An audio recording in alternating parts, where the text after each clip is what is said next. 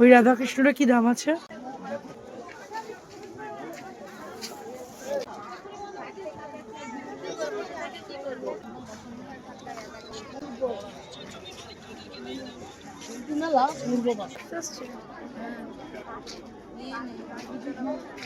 ব্যাগের কালেকশনগুলো ভালো আছে এখানে। এই ব্যাগগুলো কিরকম দাম? এখানে গয়না গুড়ি বসেছে। হস্তশিল্পের যে কি ঐতিহ্য, পশ্চিমবঙ্গে এত হস্তশিল্প, বিভিন্ন রকম শিল্প আছে, তার মধ্যে হস্তশিল্পের যে এত মাহাত্ম্য সেটা আমরা বাঙালিরাই জানি।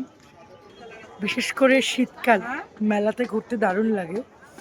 তো যে কোনো মেলা, পুষ্প মেলাও হয় আমাদের এখানে এক জায়গায়, সেটাও আমি অ্যাটেন্ড করি, ভীষণ ভালো লাগে। বিভিন্ন রকম ফুল, ওটা আমার মাসির বাড়ির ওখানে হয়, তো যাই আমি। যে কোনো মেলা, মেলা মানেই বাচ্চাদের আনন্দ। তো সবাই মিলে, এই যে পিছনে বাচ্চা পার্টি।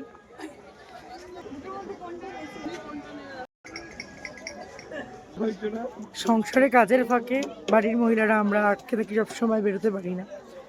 তো মাঝে সাঝে বাচ্চাদেরকে নিয়ে একটু মেলা এদিক ওদিক নিজেরা ঘুরে আসলেই ভালোই। আমি মাঝে মাঝে আমার বোন আমরা বাচ্চাদেরকে নিয়ে বেরিয়ে পড়ি, তার জন্য কাউকে আমার দরকার হয় না। বাবা মা সবাই বাড়িতে থাকে, যে যাওয়ার মতো কাজে আমরা আমাদের মতো টাইম স্পেন্ড করি ভীষণ ভালোভাবে, খুব মজা হয়।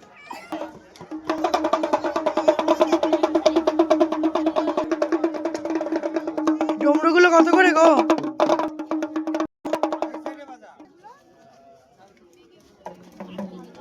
এত রকম আইটেম আর এত বড় মেলা ঘুরে শেষ করা কঠিন। তোমরা সবাই এখানে একটু ভীষণই ভালো এনজয় করবে। সেন্ট্রাল মলের কাছে মেলাটা হচ্ছে, খুব ভালো।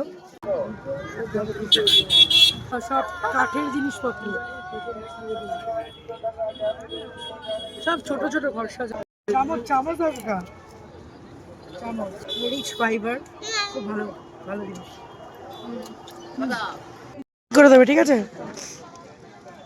মেলা প্রায় বন্ধ। ঠিক আছে, তো জিনিসপত্র নিয়ে নিলাম, তো এবার বাড়ি যাব। শুধু চানা খেয়েছি, আর বাকি কিছু খাইনি। তোমরাও এসো, পরিবেশ খুবই ভালো, আর অনেক স্টল, প্রচুর স্টল, যার যা চাহিদা সেই মতো প্রচুর কিছু হ্যান্ডমেড সব কিছুই পেয়ে যাবে। কথা হলো দুটো, দাঁড়াও, দিচ্ছে দিচ্ছে দিচ্ছে, 2 মিনিট, 3টে। হ্যাঁ দাদা, ওইটা নয়।